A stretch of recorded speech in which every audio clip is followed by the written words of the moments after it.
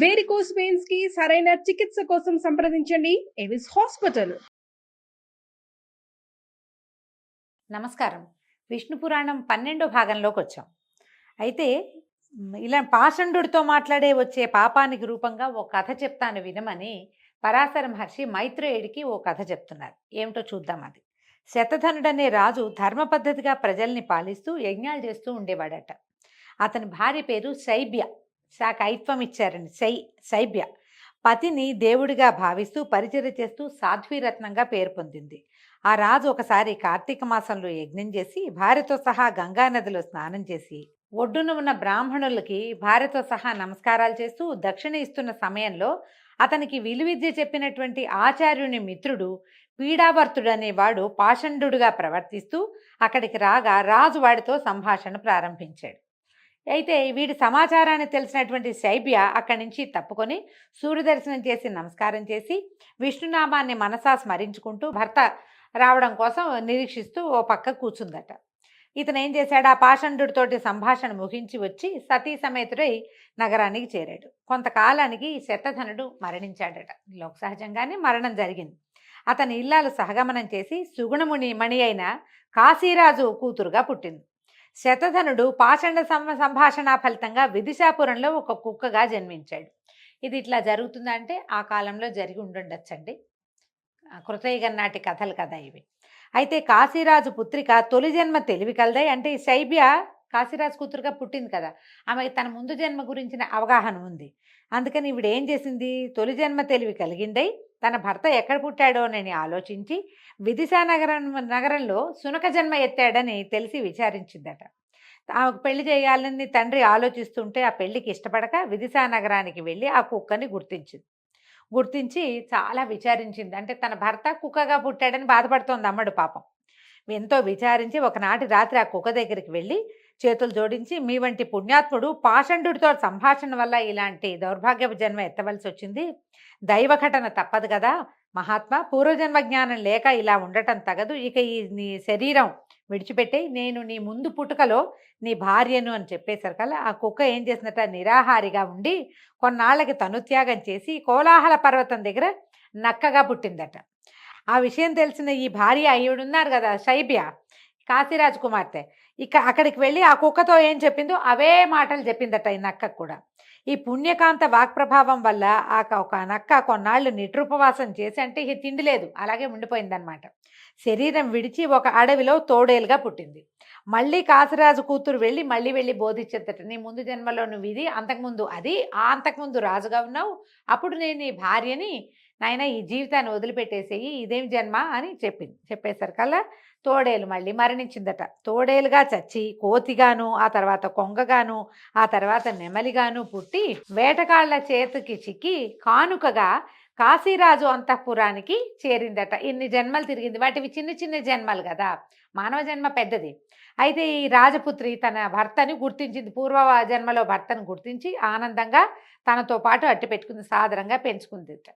అలా ఉండగా జనక చక్రవర్తి ఒకసారి గంగా తీరాన అశ్వమేధ యాగం చేసి గంగా జలాల్లో అవభృత స్నానం చేస్తూ ఉండగా ఈ కాశీరాజు పుత్రిక నెమలితో సహా తీసుకుని వెళ్ళి నెమలిని తీసుకుపోయి ఆ గంగా నదిలో మునిగిందట. మునిగేసరికి ఈ నెమలి మరణించి జనక చక్రవర్తి కుమారుడుగా పుట్టింది. రాజపుత్రి ఆనందంగా కాశీకి వెళ్ళిపోయింది. కొంతకాలం కాగా రాజకుమారి పెళ్లి నిశ్చయించి స్వయంవరం సాటించగా ఎక్కడెక్కడ ఉన్న రాజకుమారులు కాశీనగరానికి వచ్చారట. వస్తే సభలో అందరూ ఆసీనులై ఉండగా కాశీరాజ పుత్రిక అతన్ని గుర్తించి జనకనందనుని వరించి అతని ఇల్లాలై చిరకాలం హాయిగా జీవితం గడిపింది. జనకనందనుడు తొలిపుట్టుక తెలివి కలిగిన వాడై ధర్మ ప్రవర్తనుడై చల్లగా ప్రజలను పాలించి చివరికి కాంతా సమేతుడై తనుత్యాగం చేసి విష్ణు సాయుధ్యాన్ని పొందాడు అని పాషండ సంభాషణ వల్ల వచ్చే పాపము, అశ్వమేధ యాగం నందు అవబృధ స్నానం యొక్క విశేషము, పతివ్రత పుణ్యాశ్రయము, ఈ 3 విషయాల్ని పరాశరుడు శిష్యునకు వివరించి వినిపించాడు. అయితే ఈ కథ వినంగానే మనకు ఒక పెద్ద అనుమానం వస్తుందండి. కాశీరాజు కూతురుగా పుట్టిన ఆవిడకి వివాహం నిశ్చయమయ్యే సమయానికంటే ఏ 12 సంవత్సరాల వయసులోనూ ఆవిడ తెలుసుకుంటే ఆమె భర్త అప్పటికి కుక్కగా పుట్టాడు, తర్వాత నక్కగా పుట్టాడు, తర్వాత తోడేలుగా పుట్టాడు, తర్వాత కోతి, తర్వాత నెమలి, 5 జన్మలెత్తి ఆ తర్వాత రాజకుమారుడిగా పుడితే అతను కుమారుడుగా ఉంటాడు. ఈవిడ ప్రౌఢగా పెద్దదైపోతుంది కదా అని అనుమానం వస్తుంది. అప్పట్లో ఈ వయసు నియమాలు కొంచెం తక్కువగా ఉండేవనుకుంటానండి. పైగా వీళ్ళేమిటో వందల సంవత్సరాలు, వేల సంవత్సరాలు జీవించి ఉండేవాళ్ళు. ఆ కాలంలో జీవన ప్రమాణాలు చాలా పెద్దవి. ఈ పెద్ద పెద్ద జీవన ప్రమాణాల్లో ఈ ఈ వయసుల్లో తేడా ఉన్న ఈ 150 సంవత్సరాలు పెద్ద లెక్క అయి ఉండవు. కాబట్టి ఈ కథని ఇట్లా సరిపెట్టుకుందాం మనం. మైత్రేయ ఇంకా నీకేం వినాలనుంది అడుగని పరాశరుడు అడిగేసరికి మైత్రేయుడు అడుగుతున్నాడు. సూర్యచంద్ర వంశీయులైన రాజుల చరిత్రలు వేరువేరుగా వినాలనుంది. సూర్యవంశీ క్షత్రియులు, చంద్రవంశ క్షత్రియులు వీళ్ళని గురించి చెప్పమన్నాడు. అనేసరికల్లా ఆయన వాళ్ళ గురించి వింటే వంశాభివృద్ధి తర్వాత పుణ్యము కలుగుతాయి నాయన, చాలా మంచి చరిత్రలు అని చెప్పాడు. సూర్యచంద్ర వంశరాజుల చరిత్రలు చెప్తున్నాడు. సృష్టి తన పనిగా పెట్టుకుని బ్రహ్మ ఏం చేశాడు, విష్ణు యొక్క నాభి కమలం నుంచి జన్మించాడు. బ్రహ్మ వేదాలకి ప్రభువు, ఆ విధంగా అందరికీ పూజ్యుడు, యోగులకు ఇష్టదైవము, పరబ్రహ్మ స్వరూపంగా చెప్పదగినవాడు. ఆ బ్రహ్మ యొక్క కుడి బొటన వేలి నుంచి దక్ష ప్రజాపతి పుట్టాడు. అతని కూతురు అదితి, ఆమె కశ్యపుని యొక్క భార్య అయింది. ఆ దంపతులకు జన్మించిన వాడు దివ్య తేజశాలి అయినటువంటి సూర్యుడు. సూర్యుని భార్య విశ్వకర్మ కూతురు అయినటువంటి సౌమ్య. ఆ వైవస్వతునకు తర్వాత ఆ దంపతులకి కుమారుడు వైవస్వతుడు. ప్రస్తుతము 7వ మనువుగా ప్రసిద్ధుడుగా ఉన్నాడు. ఆ వైవస్వతునకు 9 కొడుకులు, 9 మందట. వీళ్ళలో ఎవరెవరు, ఇక్ష్వాకువు, నృగుడు, దృష్టుడు, శర్యాతి, నరిష్యంతుడు, నాభాగుడు, దిష్టుడు, కరూషుడు, పృషధ్రుడు అని వీళ్ళ పేర్లట. వీళ్ళతోటి ఈ పేర్లతోటి వివిధ ద్వీపాలతోటి ఉన్నటువంటి ఈ భూమండలాన్ని వీళ్ళు తమ తమ పేర్లతోటే పరిపాలించారు. చాలా ద్వీపాలు ఉన్నాయి. మనం చెప్పుకుంటాం కదా జంబూ ద్వీపం అని. మనం విష్ణుమూర్తి శ్వేత ద్వీపంలో ఉంటాడంటారు. ఇట్లా ప్రత్యేకంగా చెప్తారు. ఈ ద్వీపాలతో కలిసి ఉన్నటువంటి ఈ వసుంధర అనే మన భూమిని వీళ్ళు పరిపాలించేవాళ్ళట. వైవస్వతుడు భాగ్యరాశి అయిన సంతానం కలగాలని సంకల్పించి మైత్రావరుణల గురించి పుత్రకామేష్టి చేశాడట. దాంట్లో ఏమైంది, హోమ సంబంధమైన విధి సరిగ్గా జరగక పుత్రునకు బదులుగా పుత్రిక కలిగింది. ఆ బిడ్డ పేరు ఇళ. ఇది మనం ఊర్వశీ పురూరవ సంవాదం అని ఒక కథ చెప్పుకున్నామండి, మన ఛానల్లో ఉంటుంది. ఇది ఊర్వశీ పురూరవ సంవాద సూక్తం అనే పేరుతోటి కనపడుతుంది. ఆ కథ ఈ ఇలాదేవి కథ అన్నమాట. ఆ మంత్రం చేసేటప్పుడు, యజ్ఞం చేసేటప్పుడు భార్యాభర్తలిద్దరూ చెరొక సంకల్పము చేశారు. ఆయన పుత్రుడు కావాలని, ఆమె పుత్రిక కావాలని. వాళ్ళకి పుత్రిక జన్మించింది. తర్వాత ఇలా జరిగింది ఏమిటి అని వీళ్ళు పరమేశ్వరుని ప్రార్థిస్తే ఆయన మళ్ళీ పుత్రుడు కావాలన్న సంకల్పంతో యజ్ఞం చేయమంటే ఈ పుత్రికే పుత్రుడిగా మారిపోయిందట. ఆ బిడ్డ మిత్రావర్ణుల అనుగ్రహం వల్ల మగవాడుగా మారి సుద్యుమ్నుడనే పేరుతోటి పెరుగుతూ యవనమదం చేత ఎవరిని లక్ష్య పెట్టక పరపురుషులు ప్రవేశించరాని గౌరీవనంలో విహారానికి వెళ్ళింది. అంతటా శంకరుడు కోపించి మునుపట్లాగా స్త్రీ అయిపోమని శపించాడు. చిన్న చిన్న కథల్లో తేడాలు ఉన్నాయండి, కానీ సుద్యుమ్నుడే మళ్ళీ ఇలాగా మారిపోయాడనమాట. అలా స్త్రీ అయినటువంటి ఇలాదేవి చంద్రనందనుడైన బుధుని ఆశ్రమంలో విహరించడానికి వెళ్ళింది. ఆమెను చూసి బుధుడు మోహించాడు. అలాగే ఇళ కూడా బుధుని శృంగార చేష్టలు చూసి ఆయన శృంగార చేష్టలు చేస్తూ ప్రదర్శించి వలచి వరపించి దరిచేరింది. ఆయనతో పాటు కలిసి ఉందన్నమాట. బుధుడితో ఇలా కలిసి ఉండేది. తర్వాత వాళ్ళకి ఒక కుమారుడు కలిగాడు. ఈ కలిగిన కుమారుడే పురూరవుడు. అయితే ఈ వనంలో ఉన్నటువంటి ఋషులు గ్రహించి వైష్ణవ అనే యజ్ఞం చేసి ఈ ఇళాదేవిని మళ్ళీ పురుషుడిగా మార్చేశాడు. పేరు సుద్యుమ్నుడే. ఈ మార్పు తెలిసినటువంటి వశిష్ఠుడు మనువుకి బోధపరిచి నగరానికి సుద్యుమ్నుడిని రప్పించి పట్టాభిషేకం చేశారు. సుద్యుమ్నుడు రాజసుఖాలు అనుభవిస్తూ ఉత్తరుడు, గయుడు, విదురుడు అనే 3 కొడుకులకి తండ్రి అయ్యాడు. కానీ శాస్త్రం ప్రకారం సమయానుసారంగా మొట్టమొదట తనకి జన్మించినటువంటి పురూరవుడికే పట్టం కట్టాడు. పురూరవుడే ఇక్కడ రాజ్యానికి రాజయ్యాడు. మనువు యొక్క కొడుకుల్లో పృషదుడనేవాడు గురుహత్య చేసి ఆ పాప ఫలంగా శూద్రుడైపోయాడట. వాని పుత్రపౌత్రాదులంతా శూద్రులుగానే తరలిపోయారు, అలాగే అయిపోయారు. తర్వాత కరూసునికి చాలామంది కుమారులు సత్యపాలకులు, గుణవంతులు, బుద్ధిమంతులుగా ఉండి కరూసులుగా వాళ్ళు ప్రసిద్ధి పొందారు. వాళ్ళు వేరే రాజ్యంలో ఉన్నారనమాట. తర్వాత ఆయన కొడుకు నాభాగుడు అనే ఆయన ఇంకొకడు. ఈయన భూమండలాన్నంతా ఏలిన సుప్రసిద్ధుడైన ప్రభు అట. ఇతను నాభాగుని కొడుకు బలంధనుడు. అతనికి వత్సప్రీతికేమో ఉదారకీర్తి, ఉదారకీర్తికి ప్రాంశు ప్రజాపతి, ఆయనకి ఖనిత్రుడు, అతనికి క్షుపుడు, క్షుపునకు వింసుడు, అతనికి ఖనిత్రుడు, అతనికి అతివిభూతి, అతివిభూతికి కరంధముడు, అతనికి అవేక్షి, అవేక్షికి మరుత్తుడు కుమారులుగా జన్మించారు. ఎంతమంది పేర్లు చెప్పాను చూడండి. తర్వాత తర్వాత తరాలలో చివరికి మరుత్తుడు అనేవాడు పుట్టాడు. ఈ మరుత్తుడు అనేవాడు సామాన్యుడు కాదట, చాలా గట్టివాడు. ఇంద్రుణ్ణి మించినటువంటి బలవంతుడు, గుణవంతుడు, పైగా ఈ మనువంశానికి మంచి పేరు తెచ్చినటువంటి లోకమాన్యమైన చరిత్ర కలిగినవాడు. భూమండలం మొత్తాన్ని పరిపాలించినటువంటి ప్రతాప శౌర్యమూర్తి. అయితే ఈయన ఏం చేశాడట, ఒకసారి అశ్వమేధ యాగం చేశాడట. అది చేయటానికి నిర్మించిన యజ్ఞశాల బంగారపు మయమట, మొత్తం అంతా బంగారంతో నిర్మించారు. సోమపానం చేయటానికి అమరావతి నుంచి ఇంద్రుడు తన వాళ్ళందరితో అష్టదిక్పాలకులతోటి వాళ్ళందరినీ వెంట పెట్టుకుని వచ్చి ఇక్కడ అన్ని పనులు కూడా చేశారట. వాళ్ళు యజ్ఞం అయిన తర్వాత దేవతలందరికీ మోయలేనంత బంగారాన్ని ఇచ్చారట. అసలు ఆ యజ్ఞకర్త యజ్ఞం చేసిన వాడిని అన్ని లోకాలు స్తుతించినట, ఎంత అద్భుతంగా చేశాడు అని ఈ మరుత్తుని చాలా గొప్పగా మెచ్చుకున్నారు. అంత గొప్పవాడైన మరుత్తుడికి అరిష్యంతుడనే కుమారుడు కలిగాడు. అతని కుమారుడు దముడు. మళ్ళీ వచ్చినాయండి బోలెడన్ని పేర్లు. దముని కొడుకేమో రాజవర్ధనుడు, రాజవర్ధుని కొడుకు సుధృతి, సుధృతి కుమారుడు నరుడు, నరుడి కొడుకు కేరళుడు. ఆ కేరళుడి ప్రభుత్వం వల్లే భూమి మీద అత్యంత ఆకుపచ్చగా ఉండే ప్రాంతంగా పేరు పొందినటువంటి కేరళ దేశం వెలిసిందట. ఆయన విపరీతంగా ప్రపంచం నుంచి ఎక్కడికి వెళ్తే అక్కడి నుంచి మొక్కలు తీసుకొచ్చి పెట్టుకున్నాడు. అందుకని అక్కడ ఆకుపచ్చగా ఉంటుంది, మనం ఎక్కువ చెప్పుకుంటాం కదా. అయితే ఈ కేరళుని యొక్క కుమారుడు బంధుమంతుడు, వాని కొడుకు వేగవంతుడు, వాని కొడుకు బుధుడు, బుధుడి కొడుకు తృణబిందుడు. అయితే ఈ తృణబిందువుకి ఇలబిల అనే ఒక కూతురు కలిగిందట. ఈ ఇలబిల యొక్క కూతురు పేరు అలంబిక. అయితే ఈ అలంబిక అప్సరస అయిందట. అంటే దేవలోక చాలా కాలం తపస్సు చేసి ఆమె అప్సరస అయ్యేటువంటి అవకాశాన్ని పొందింది.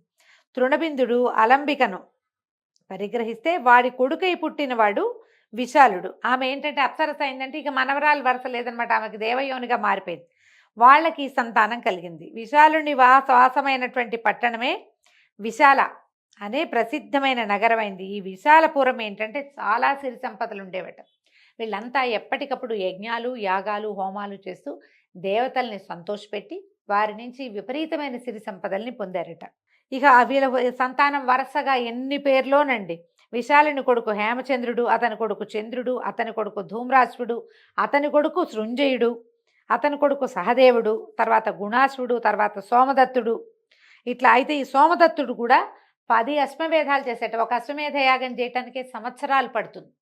అలాంటిది అతని జీవిత కాలంలో 10 అశ్వమేధాలు చేశాడు. ఎంత నిర్విఘ్నంగా, ఏ అశ్వమేధము ఎక్కడా ఆగలేదట. అంత శక్తిశాలి అతను, అంత పరాక్రమవంతుడు, అంత ధనవంతుడు కూడా.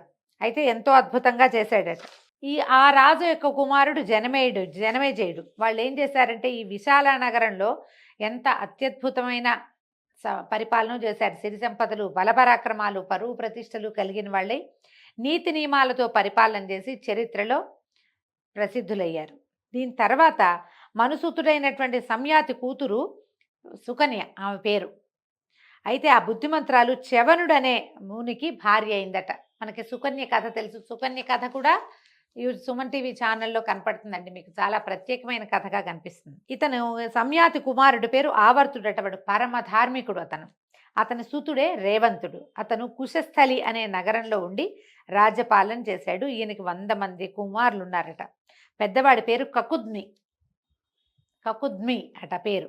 అయితే కకుద్మి కూతురు రేవతి. అయితే ఏమైంది, ఆ రూపురేఖలు ఆమె ఎంత సౌందర్యవతోట, మహాద్భుత సౌందర్యవతి. ఆయనకి తన కూతురు యొక్క అతిశయ సౌందర్య వైభవాన్ని చూసి, అయ్యో ఇంత చక్కటి పిల్లకి తగిన వరుడు ఎట్లా లభిస్తాడు అని చెప్పి ఆ పిల్లని వెంబడబెట్టుకుని సృష్టికర్త అయిన బ్రహ్మని అడుగుతానని బ్రహ్మలోకాలకు వెళ్ళాడట.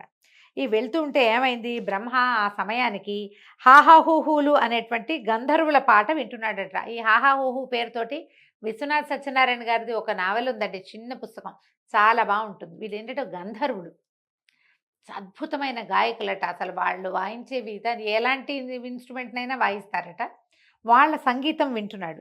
ఈ చేసేదేమి లేక ఈ కకుద్మి కూడా కూతుర్ని పక్కన కూర్చోబెట్టుకుని ఆ సంగీతం వింటూ కూర్చున్నాడు. ఆ సంగీతం అంతా పూర్తయ్యాక ఈయన బ్రహ్మ దగ్గరికి వెళ్ళి తన కూతురుని చూపించి, దేవా ఇది నా కూతురు, దీని పేరు రేవతి, దీనికి వరుణ్ణి సృష్టించి ఎక్కడుంచావు? సృష్టించే ఉంటావు. మామూలుగా ఒక పిల్ల పుట్టిందంటే దాని భర్త దానికంటే ముందే పుడతాడని కదా మన లోక సామెతగా చెప్పుకుంటాము. అయితే ఆ కుర్రవాడు ఎక్కడున్నాడు, ఈ పిల్లకి తగిన వరుడు అని అడిగితే ఈయన అన్నాడు, బ్రహ్మదేవుడు నీ ఉద్దేశం ఏంటి? భూమి మీద ఎంతోరో రాజకుమారులు ఉన్నారు కదా, వాళ్ళలో నువ్వు ఎవరికి ఇవ్వాలనుకుంటున్నావు చెప్పు, నీ ఉద్దేశం ఏమిటో అని అడిగేసరికల్లా ఈయన ఎవరెవరి పేర్లో చెప్పాడట. అయితే బ్రహ్మదేవుడు నవ్వేట, రాజా నేను చెప్పేది విను, నువ్వు చెప్పే రాజులే కాదు వాళ్ళ కొడుకులు మనవలు కూడా కాలగర్భాన కలిసిపోయారు నాయన, యుగాలు దొర్లిపోయాయి, కలియుగం కూడా వచ్చేస్తోంది, నీ కొడుకులు మనవలు నీ మంత్రులు సామంతులు ప్రజలు వాళ్ళ బంధువులు అందరూ కూడా భూలోకంలోకి నుంచి వెళ్ళిపోయారు, కాబట్టి ఇప్పుడు నీ కూతుర్ని వెంబడి పెట్టుకుని భూలోకానికి వెళ్ళు, భూమికి వెళ్ళి అన్యోన్యము ఇష్టపడిన రీతితో ఏ వాడికైనా ఇచ్చి పెళ్లి జరిపించు, ఎవరికైనా ఇవ్వనైనా తీసుకెళ్ళు పిల్లని, ఈ పిల్ల ఎవరిని చూసి ఇష్టపడుతుందో వాడు కూడా ఇష్టపడితే అన్యోన్యము ఇష్టపడితే పెళ్లి చేయొచ్చు అనేసరికల్లా కకుద్మి ఆశ్చర్యపోయేట. బ్రహ్మ మాటలు విని, దేవా ఆశ్చర్యంగా ఉంది, నాకు నీ సన్నిధిలో ఉన్నాను కాబట్టి నాకు భూలోక వార్తలు తెలియలేదు, మరి ఇప్పుడు ప్రస్తుతం ఉన్న వాళ్ళలో భూమి మీద ఉన్న వాళ్ళలో వాళ్ళు ఎవరి సంగతులు నాకు తెలియవు కదా, నా కూతురికి సరిపడే వరుడు ఎవరో కొంచెం తెలియజేయి, నా మాట మన్నించిన ఆయన అని బతిమలాడుకున్నాడు. బతిమలాడితే బ్రహ్మ ఒక్క నిమిషం తలవంచి ధ్యానించి ఆనందంగా చేతులు జోడించి ఇట్లా అన్నట్ట, రాజా నీ పుత్రికి తగిన వరుడున్నాడు, లోకరక్షణ లక్ష్యంగా విష్ణువు ఇలలో అవతరించాడు, ఆ లోకనాథుని మహాత్మ్యం చెప్తాను విను. ఈ కథ ఎంత మలుపు తిరుగుతుందోనండి. కేశవుని తమోగుణం భూభారాన్ని భరిస్తుంది, ఏదో ఒక మూర్తిగా ఈ భూభారం వహిస్తూ ఉంటుంది కేశవుని యొక్క తమోమూర్తి, అలాగే జగత్ప్రళయాన్ని కూడా కలిగిస్తుంది. ప్రస్తుతం ధరణిలో భూభారాన్ని హరించటానికి అవతరించింది ఆ తమోగుణం పేరు రాముడు. అతను ఆదిమధ్యాంత శూన్యుడు, నిర్వికల్పుడు, ఆదిదేవుడు, అనంతుడు, త్రిగుణాశ్రయుడు, గుణాతీతుడు, సృష్టి స్థితి లయకారకుడు, ఎలాంటి విచారము లేనిటువంటి శుద్ధ మనస్కుడు, జనన మరణాలు లేని ఆకాశతత్వరూపుడు, సర్వమంగళమూర్తి, వేదాంత వేద్యుడు, యోగుల హృదయాలలో ప్రశాంతమూర్తిగా విహరిస్తూ ఉంటాడు, అప్రమేయుడు.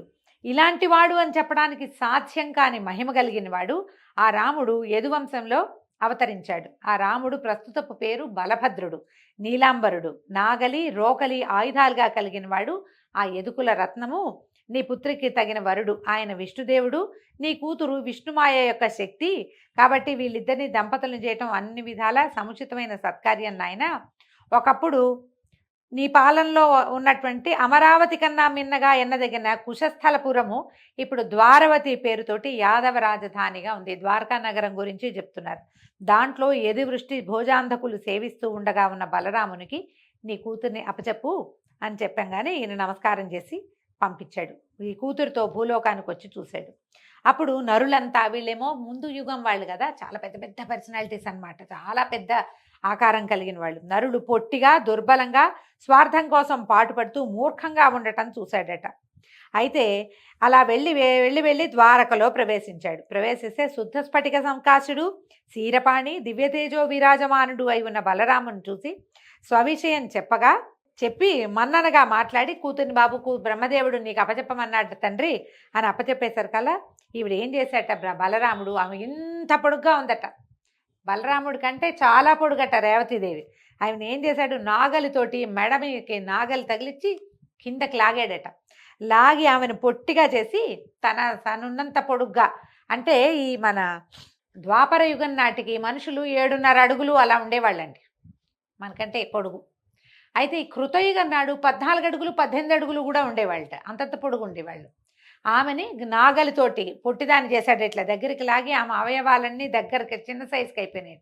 అప్పుడు ఆమెను వివాహం చేసుకుని గృహస్థ జీవితం గడిపాడట. కూతురు పెళ్ళి అయిపోయింది కాబట్టి కకుద్మి తపశ్చర్య కోసం హిమగిరి వెళ్ళిపోయాడు. అయితే తర్వాత ఏం జరిగిందో మనం రేపటి భాగంలో తెలుసుకుందామండి. ఈ కథ వింతగా ఉంది చూడండి. ఇప్పటిదాకా మనకి బలరాముడి భార్య రేవతి అన్నదే మనం రకరకాల సినిమా కథల ద్వారా కూడా తెలుసుకున్నాం. ఆమె ఏనాటిది అంటే మనకి 2 యుగాల ముందుది. కృతయుగం నాటి రేవతీదేవిని మధ్యలో ఉన్న త్రేతాయుగం వదిలేసి ద్వాపర యుగంలో బలరాముడు వివాహం చేసుకున్నట్ట. వారికి సంతానం కూడా కలిగిందని వివిధ కథల ద్వారా తెలుస్తుందండి. దీంతో ఈరోజు కథ సమాప్తం అండి. రేపు ఉదయం మళ్ళీ కలుసుకుందాం. నమస్కారం.